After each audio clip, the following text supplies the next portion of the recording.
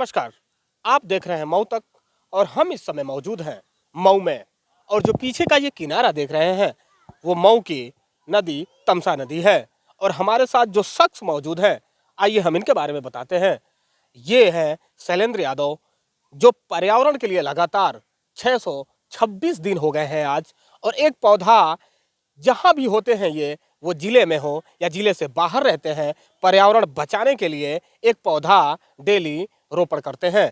आइए हम इन्हीं से बात करते हैं और जानते हैं कि आगे इनका और क्या है पर्यावरण को लेकर। सबसे पहले तो मऊ तक में आपका स्वागत है सर। धन्यवाद सर। लगातार आप पर्यावरण के लिए इतना जागरूक रहे हैं और डेली एक पौधा लगाते हैं। और आने वाली 31 तारीख को कुछ ऐसा कार्यक्रम है जो पर्यावरण को लेकर, आप उसके बारे में बताएं। नमस्कार सर, मैं शैलेंद्र। आदरणीय प्रधानमंत्री जी की मन की बात को संकल्पित करते हुए मैंने 5 सितंबर 2020 से आजीवन निजी व्यय पे निःशुल्क एक पौधा समाज के प्रत्येक वय वर्ग को देकर उनसे सिंगल यूज प्लास्टिक का उपयोग न करने, नदियों के महत्व के विषय में और ऊर्जा के जो भी संसाधन हैं, जल है, ईंधन है, इनके यथाउचित उपयोग के लिए मैं एक प्रयास कर रहा हूं। इसी कड़ी में मुझे लगा कि सबसे अहम कड़ी जो हमारे मतलब मऊ की है, यह देख रहे हैं आप, माँ तमसा नदी हैं जो जीवनदायिनी है। इसकी स्थिति कितनी ख़राब हो चुकी है। तमाम नालों के पानी बह रहे हैं, तमाम गंदगियाँ फैली हैं, इसमें तमाम प्लास्टिक फेंके जा रहे हैं जो कहीं ना कहीं से हमारे शरीर में, जलीय जानवरों को हम खाते हैं जैसे मछली है, अन्य चीज़ों के माध्यम से हमारे शरीर में भी जा रहे हैं और कहीं ना कहीं से एटमॉस्फेयर को ये प्रभावित कर रहे हैं, जिसकी वजह से ग्लोबल वार्मिंग, क्लाइमेट चेंजेस आ रहे हैं, जिसकी वजह से पृथ्वी का टेम्परेचर दिन प्रतिदिन बढ़ता जा रहा है।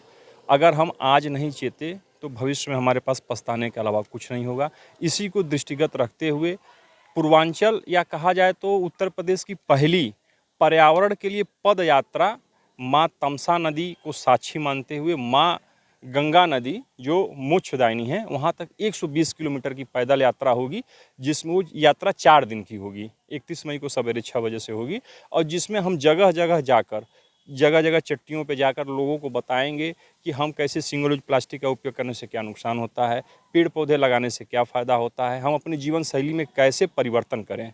इसी के लिए एक यात्रा है और सबसे मैं आपके चैनल के माध्यम से अपील करता हूं कि यह जन सहभागिता के माध्यम से ही हो सकता है। केवल सरकार चाहे तो वो नहीं हो सकता है। जब तक आम आदमी इसमें नहीं जुड़ेगा, न नदियां हमारी स्वच्छ हो सकती हैं, न इसकी धारा अविरल हो सकती है, न निर्मल हो सकती है, न इसका किनारा स्वच्छ हो सकता है।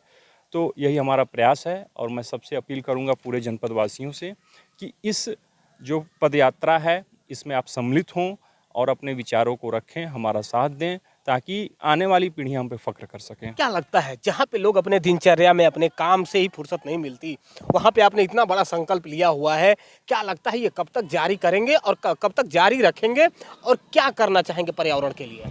देखिए सर, 100 दिन होता है, 200 होता है, 300, 400, 500, अब 600 दिन हो चुका है।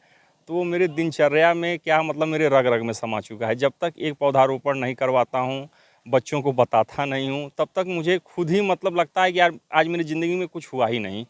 तो आजीवन संकल्प है, जब तक मैं जीवित रहूँगा तब तक ये रहेगा। और मुझे आशा नहीं, पूर्ण विश्वास है कि जब दशरथ माझी अकेला होकर पूरे पर्वत को तोड़ सकता है, हम तो शिक्षित हैं और शिक्षक भी हैं, और शिक्षक अगर चाहे तो किसी भी देश की दिशा और दशा को बदलने में समर्थ रहता है। और हमारे प्रधानमंत्री जी जो मतलब सवेरे शौचालय से लेके और शाम को मतलब शयन तक सोचते हैं, वो जब इतना कुछ कर ले रहे हैं। मध्य प्रदेश के मुख्यमंत्री शिवराज सिंह चौहान भी प्रतिदिन एक पौधारोपण करते हैं। तो जनमानस के मन में अगर बच्चों को इसमें ज़्यादा से ज़्यादा हम जोड़ेंगे, बच्चे अगर जुड़ेंगे, स्कूल अगर इसके प्रति थोड़ा जागरूक होगा, तो निश्चित ही सुधारात्मक पहल तो होगी ही। तो क्या लगता है आपको, आप जैसे आप बता रहे हैं कि आप एक शिक्षक हैं और शिक्षक होने के साथ साथ आप पर्यावरण की जो मुहिम लेके आगे चल रहे हैं, कितना मुश्किल है, चाहे कितना आसान होता है ये चीजें कर पाना? अभी तो फिलहाल मैं आरपी के पद पर हूँ सामाजिक विषय के। तो मेरा काम होता है कि 2 विद्यालयों का भ्रमण करना और शैक्षिक गुणवत्ता सपोर्ट प्रदान करना। तो बच्चों को जो सामाजिक विषय है, और हमारी हिंदी किताब में एक रमैया की दुनिया है कि मतलब एक रमैया जो रहता है, एक साधारण व्यक्ति रहता है, उसके बच्चे को धूप लगती है और फिर उसके शिक्षक बताते हैं कि पेड़ पौधे ज़्यादा कुछ नहीं मांगते हैं, थोड़ी सी रखवाली, थोड़ी सी देखभाल मांगते हैं और आजीवन आपको कुछ न कुछ देते रहते हैं। तो बहुत पहले तो कुछ लगा समस्याएं, लोग हंसते थे कि मार्ट साहब आप क्या कर रहे हैं, लेकिन वो सभी लोग अब सम्मान की दृष्टि से देखते हैं। इतना ज़्यादा सम्मान प्यार मिल रहा है अपने नगरवासियों का, सबका मिल रहा है कि अब यह सिलसिला मेरे ख्याल से रुकने वाला नहीं है। तो ये थे पर्यावरण की मुहिम छेड़ने वाले और पर्यावरण के लिए लगातार कार्य करने वाले शैलेंद्र यादव, पर्यावरणविद। आप देख रहे थे मऊ तक।